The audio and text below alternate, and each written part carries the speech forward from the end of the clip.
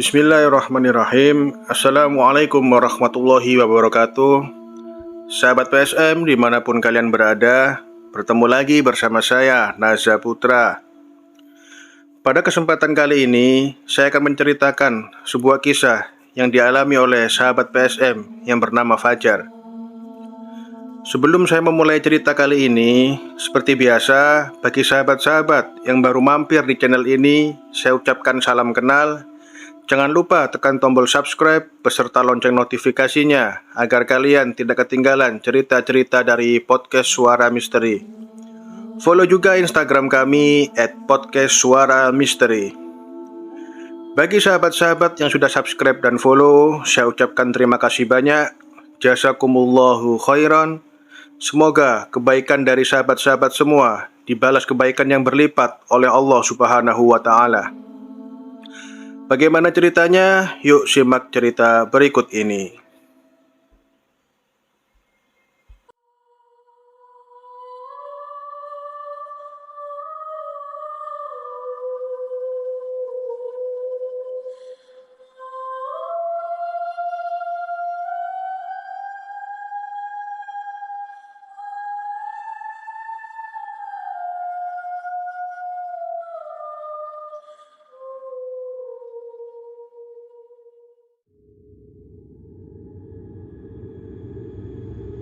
Nah, untuk cerita kali ini dikirim oleh sahabat PSM yang bernama Fajar.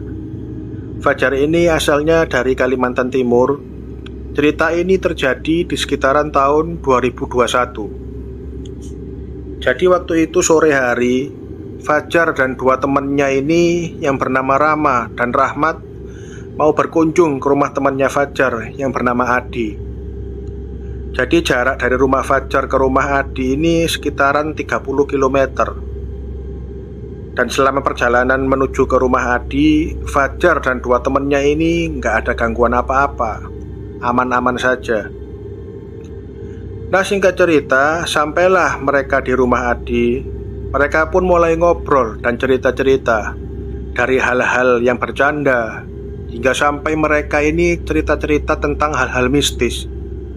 Di sini Fajar ini mulai nggak nyaman karena Fajar ini menyadari kalau dia ini, kata orang Kalimantan, mudah keteguran.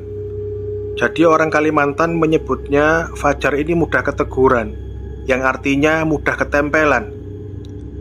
Jadi Fajar ini orangnya mudah ketempelan makhluk-makhluk tak kasat mata. Akhirnya Fajar pun mengakhiri obrolan malam itu dan memutuskan untuk pamit pulang. Nah, pulanglah Fajar bersama dua temannya ini. Dan untuk mempersingkat waktu, mereka ini memilih jalan pintas yang jaraknya hanya sekitaran 15 km menuju rumah mereka masing-masing. Akhirnya masuklah mereka ke jalan perjuangan. Jalan itu adalah satu-satunya akses terdekat menuju ke rumah mereka. Di awal perjalanan itu mereka masih bisa bercanda-canda karena masih terlihat banyak rumah warga. Dan gak lama setelah itu, di tengah-tengah perjalanan, rumah-rumah warga ini sudah mulai gak terlihat lagi, dan suasana mulai menjadi sepi. Gak lama kemudian, si Rama ini bilang, "Kok lama sekali ya kita lewat sini? Biasanya kan cepat." Lalu si Rahmat ini menjawab, "Mungkin karena kita pelan-pelan, karena udah malam, makanya kita lama ada di sini." Mereka pun tetap melanjutkan perjalanan. Dan si Fajar sendiri ini juga merasa bahwa hawanya sudah beda. Dan perjalanan yang ditempuh juga terasa sangat lama. Dan akhirnya mereka pun berhenti di sebuah rumah. Dan kebetulan terlihat ada bapak-bapak yang sedang berjalan. Mereka pun bertanya pada bapak itu, "Maaf Pak, di sini jalan keluarnya di mana ya?" Dan setelah diberitahu oleh bapak itu, teman Fajar pun langsung tancap gas yang bermaksud untuk menunggu Fajar di ujung. Tapi gak lama kemudian, dia kembali lagi dengan tubuh yang gemetar sambil berteriak, "Kuburan tua!" Dan karena panik, mereka bertiga ini akhirnya putar balik dan langsung menjauh dari tempat itu. Singkat cerita, setelah cukup jauh dari tempat itu dan keluar masuk lorong, mereka pun menemukan sebuah pos ronda dan terlihat banyak rumah penduduk. Di situ di pos ronda itu banyak warga yang masih nongkrong ya. Dan mampirlah mereka untuk minta tolong. "Permisi Pak, maaf, jalan keluar untuk ke Jalan Pelita lewat mana ya Pak? Karena kami sudah muter-muter kurang lebih 4 jam lamanya, tapi nggak ketemu ujungnya." Nah, sambil menjawab, bapak-bapak itu menyuruh mereka tenang dulu sambil bilang, "Kalian ini dari mana? Kalau mau ke Jalan Pelita, lewat sana." Bapak itu menunjuk ke arah jalan. Dan temannya Fajar ini menjawab, "Dari rumah temen Pak, baru pulang. Tadi kami sudah nanya ke orang di daerah sana yang ada rumah." Dengan wajah yang masih heran, bapak itu bertanya lagi, "Loh, rumah yang mana? Itu gang sempit loh Mas. Itu jalan menuju ke arah makam tua. Sudah nggak ada lagi yang pernah ke sana." Dan tiba-tiba salah satu teman Fajar itu diam mematung. Lalu dia bernyanyi, menyanyikan tembang-tembang mistis, semacam tembang lingsir wengi dan sejenisnya. Akhirnya dibawalah teman Fajar ini ke rumah seorang ustadz. Dan ternyata temannya Fajar ini ketampelan sosok jin.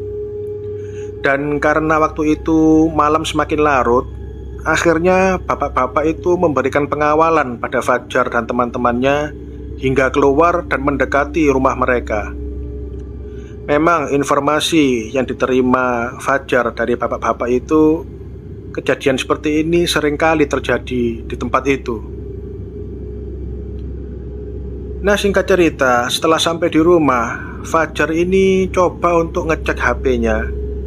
Dan ternyata di HP-nya banyak sekali panggilan tak terjawab dan pesan-pesan masuk yang mencari keberadaannya. Tapi itu tidak diketahui oleh Fajar, karena di wilayah tempat Fajar dan teman-teman tersesat itu tidak terjangkau sinyal dari provider yang dipakai oleh Fajar. Setelah kejadian itu, Fajar pun jatuh sakit. Dia sakit demam selama 2 minggu lamanya. Dan ternyata Fajar ini juga diikuti oleh sosok jin dari pemakaman tua itu. Dan akhirnya Fajar pun ditawar atau diobati dengan menggunakan doa agar tidak ada lagi jin yang mengikutinya. Nah, cerita inilah yang diceritakan oleh Fajar kepada podcast Suara Misteri. Semoga cerita ini bisa diambil hikmah dan pelajaran oleh sahabat-sahabat semua. Bagi sahabat-sahabat yang mempunyai cerita atau pengalaman horor dan ingin diceritakan di podcast Suara Misteri, kirimkan cerita kalian melalui email podcastsuaramisteri@gmail.com.